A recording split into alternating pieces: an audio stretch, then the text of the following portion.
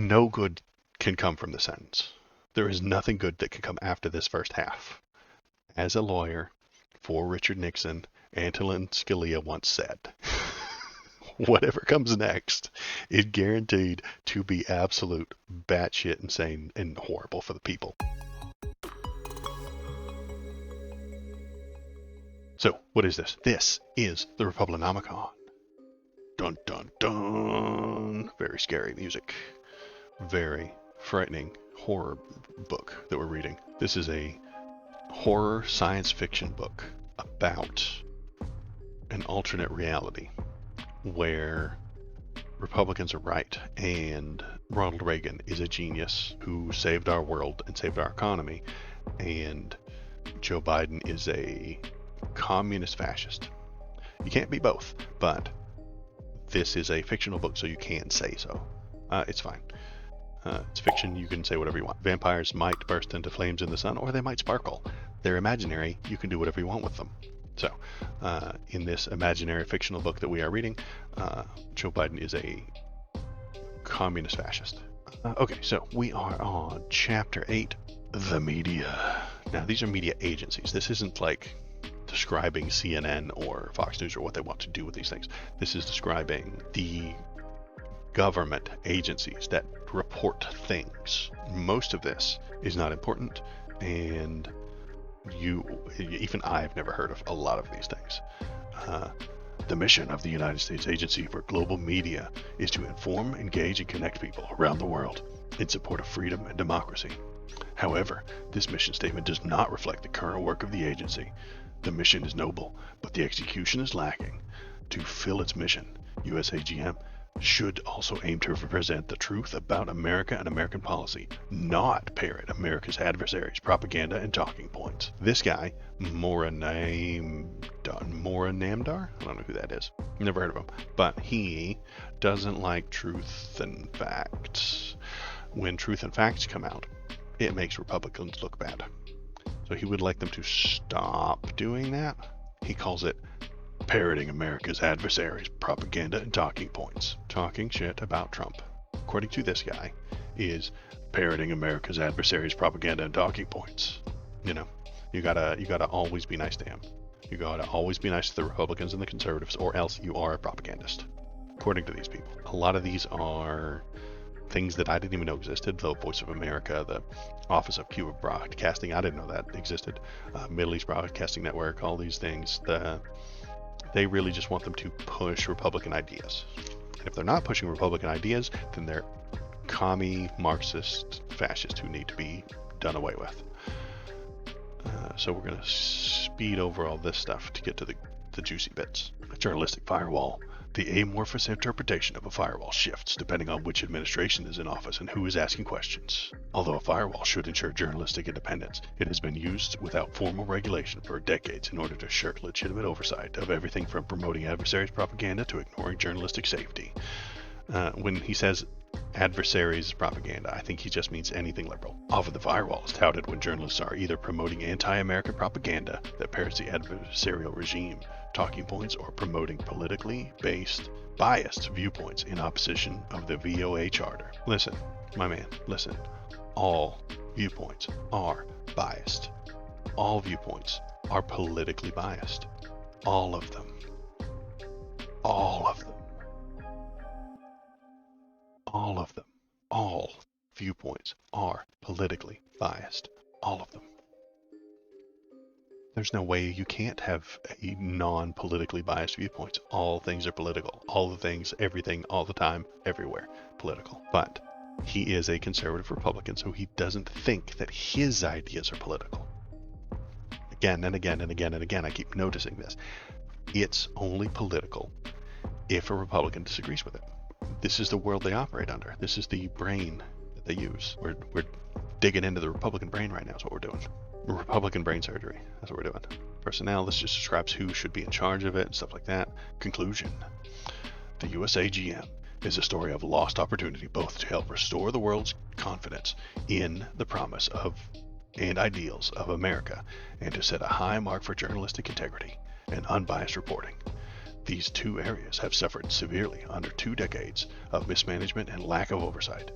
Finding solutions to their problems and restoration of the agency's networks must be the priorities of future agency leadership. To accomplish this, here we go, must be fully reformed top to bottom with congressional White House support. The possibility of considering not only the agency's subparts but bringing the entire agency under the supervision of the NSC, the State Department, or both would dramatically aid the reform. So you would put the reporters under the State Department. I'm sure that'll go really well, my man. That'll go very well. Under the Republican-led State Department. The reporters now work for the State Department, which is run by the Republican president. I'm sure it's going to go fine. Nothing could possibly go wrong. I've always had the idea of state media. Yeah, it's great. State media is going to be great. See, here's the problem, because the next thing from Mike Gonzalez is about the Corporation for Public Broadcasting, aka NPR and PBS. They hate the idea of NPR and PBS and call that state-run media because it reports truth and logic. What they would like is for it to be moved under the State Department and provide only propaganda, right-wing propaganda. If it provides right-wing propaganda, it's good, right, and proper. If it provides truth and reality, it's a left-wing scam. They're literally backward. In every way, shape, and form, these people are backward. Here's a really, really, really great couple of sentences. Every Republican president since Richard Nixon has tried to strip the Corporation for Public Broadcasting of its taxpayer funding because they're stupid and bad. That is significant, not just because it means that for half a century Republican presidents have failed to accomplish what they set out to do, but also because Nixon was the first president in office when NPR and the Public Broadcasting Service went on air. In other words, all Republican presidents have recognized that public funding and domestic broadcast is a mistake because you're bad and wrong and stupid. That's why. He types this out, not realizing that he is the bad guy. Like, this says to me in all caps, we are the bad guys. I read the sentence and I'm like, yeah, because you're the bad guys. You want the bad things. Mr. Mike Gonzalez, you want bad things. This next sentence is fantastic. As a 35-year-old lawyer in the Nixon White House, Antonin Scalia. Okay, so listen. No good can come from the sentence. There is nothing good that can come after this first half. As a lawyer for Richard Nixon, Antonin Scalia once said, whatever comes next is guaranteed to be absolute batshit insane and horrible for the people. As a lawyer for the Nixon White House, Antonin Scalia once warned that conservatives were being confronted with a long-range problem of significant social consequences. That is the development of government-funded broadcast system similar to the BBC. He, Mr. Antonin Scalia, working for Richard Nixon, wants less information. He wants less truth. He wants less reality to be told to the people. They're flat out saying it. They're putting it right there in black and white. We want less information to be out there because it's bad for conservatives.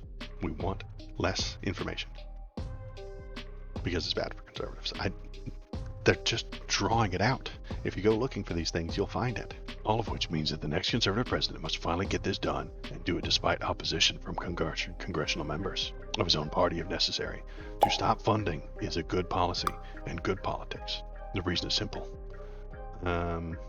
Blah, blah, blah, blah, blah, blah, blah, blah, blah, blah. Demonstrated pattern of bias. Conservatives will thus reward a president who eliminates this tyrannical situation. PBS and NPR do not even bother to run programming that would attract conservatives because they tell the truth. My guy, listen, PBS and NPR aren't attracting conservatives because conservatives do not want truth, reality, and correctness. They don't want it. They don't want to be right. They don't want correctness. They don't want to be real. They want anti-reality. NPR and PBS are giving reality. Conservatives don't want it. They don't want it. And they're telling us specifically right here that they don't want it. And he does the numbers where conservatives don't watch PBS because it is real and they hate reality. Cutting off the CBP is logistically easy. The solution lies in the budgetary process. In 2022, they submitted a justification for fiscal year, for money. Okay, They suggest it would be in the public interest. It wouldn't actually suggest. This is Dr. Evil's like checklist of things to do. This one's just about U.S. aid and how we are giving money to other countries and stuff like that, which is a thing that we will always do because it's in our national security interests. Obviously, they don't like it. Republicans don't like this because it's too woke. The Biden administration has deformed the agency by treating it as a global platform to pursue overseas a divisive political and cultural agenda that promotes abortion, climate extremism, gender radicalization, and interventions against perceived systematic racism. They don't want, when he says divisive political and cultural agenda, he just means liberalism that promotes abortion. Yeah, of course it does. Climate extremism, which is real. They don't like reality. Gender radicalism, which means gender equality, which they hate because it's real. And interventions against perceived systemic racism, because they don't think systemic racism exists. If you're against gender equality, racism, and climate change, you're the bad guy. This is Dr. Evil's checklist for evil things. We're just gonna keep doing bad. We don't like good, right, proper, intelligent things, so we're gonna make a huge list of bad things, and then we're gonna do them.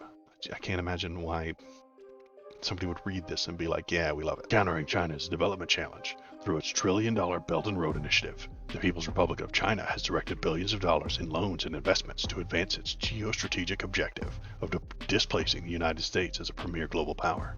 The PRC leverages its transactions, termed debt traps by many critics, to strengthen its global influence, extract natural resources, and isolate Taiwan, win political support at international fora, and access ports and bases for its military. So, they're upset that China would spend money to build roads and infrastructure in Africa, and then ask those African countries to sell them things. This is basic diplomacy. China's obviously going to do basic diplomacy. And these debt traps are what we used to do. America used to do this as well. We used to build infrastructure in other countries. Then, once they were up and running, we would have, they would be polite and friendly with us, and then we would trade with them, they would trade with us, and our companies would go in there and put them in debt so that those people would then pay our companies. This happened with all over South America. It's soft power.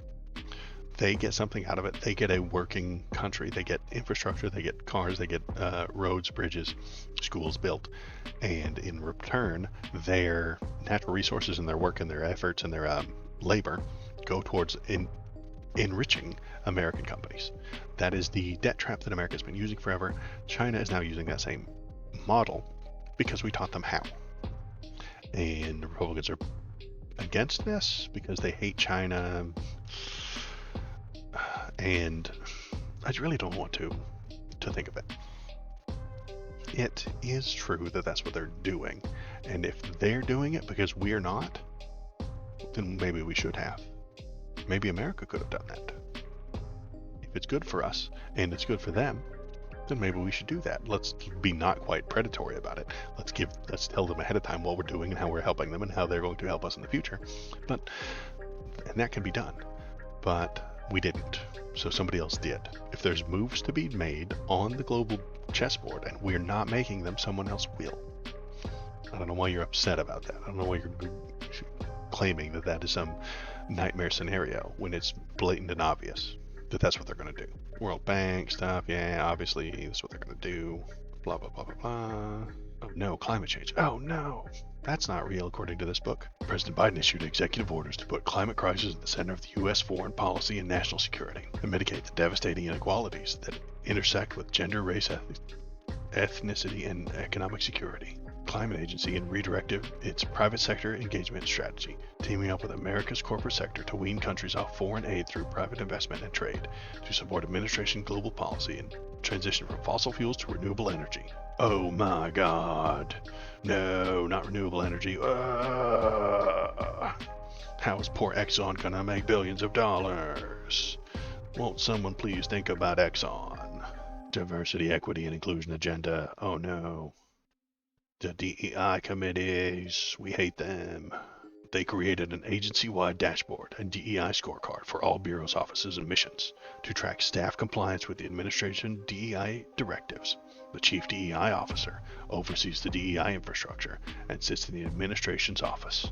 DEI directives are now part of all agency policies and are incorporated into standard clauses in all contracts and work grant awards. These seek to do business with an agency must describe the approaches they will use to diversify the partner base. Gender and climate equity, corrupting every aspect of the agency's overseas work. Exactly, Shinsinto. This means less white people. So you can't do foreign aid because it has a DEI element, not the entire job, but like one guy is like, hey, are we doing DEI? And he's like, okay, I'll try. Whole thing needs to be thrown out. Throw out the entire government soup, because one ingredient of hundreds of thousands is DEI. Refocusing gender equality on women, children, and families instead of protecting women and children's unalienable rights and propelling their ability to thrive in society. Past democratic administrations have nearly erased what females are and what femininity is through gender policies and practices. For instance, the administration have diluted U.S. aid. Families are the basic unit and foundation for a thriving society. Without women, there are no children, and society cannot continue, as evidenced by the confirmation testimony of now Associate Justice Ketanji Brown Jackson. The progressive left has so misused and altered the definition of what is a woman that one of our U.S. Supreme Court justices was unable to delineate clearly the fundamental biological and sexual traits that define the group in which she is a part. That whole statement is gross. I agree, KBP. This is really gross. We could probably do an entire section on it, but what is a woman? Anybody who says that they are. That's it. Females are different than women. Women is a term that we made up and can change and has an entire spectrum. Anybody who says that they are is. That's it. But that upsets Republican types, and they don't like that, and they can't differentiate women from females. There is a difference. They don't know it. They can't comprehend it. Their brains are broken. Too small brained for it. Here they are describing their small brains that they cannot comprehend it. In the past, the word gender was a polite alternative to the word sex. Nope, not true. Incorrect, sir. That is not what that means. Or term biological sex. No, not correct. This sentence is incorrect. In the past, the word gender was polite alternative to the word sex or term biological sex. No, that's not what that has ever meant. Never.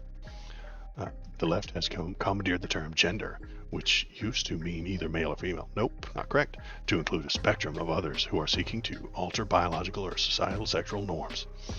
There's their problem. This is their problem. Norms. The promotion of gender radicalism is anathema to the traditional norms of many societies. Norms. This is all they care about. You have to fit in to the boxes that we, in our small brains, have built. If you do not fit into the small little boxes that we have built, you are abnormal, and you need to be removed from society. We do not accept you because you do not fit into the tiny little boxes that we have built because we have tiny little brains. And this is wedged into a policy discussion about aid, international aid, feeding poor people across the country or across the world. And of course they have to mix in this one about abortion and Planned Parenthood because they hate that. Blah blah blah. We hate abortion, religious freedom. Where's the emo Waldo emotes? There they are. Very important. Religious freedom. Generally, when a conservative Christian says religious freedom, they just mean religious freedom for themselves to do what they want. It's a short little sentence. There was nothing interesting in there though. Then page 301, I think the next important thing is global health, even though they probably wouldn't push for universal health care. They don't like that. It should be a money-making organization. You've heard nuclear family a lot, yeah, because that's what they think is important. That's the norm for them. That's what must happen. If you are outside that nuclear family, you are abnormal and not to be trusted and not to be accepted. There it is. Great. Leveraging foreign aid to unleash the power of America's private sector. Remember those debt traps I talked about? They complained about Chinese debt traps. But what are they going to build? American debt traps. The next conservative administration must return U.S. aid to a foreign aid model that leverages its resources to promote private sector solutions to the world's true developmental problems, and in the end, end the need for future foreign aid. Private capital investment in these markets is the greatest enabler of job creation and sustainable economic growth throughout the developing world. Get rid of the Chinese debt traps and install American debt traps. That's the plan.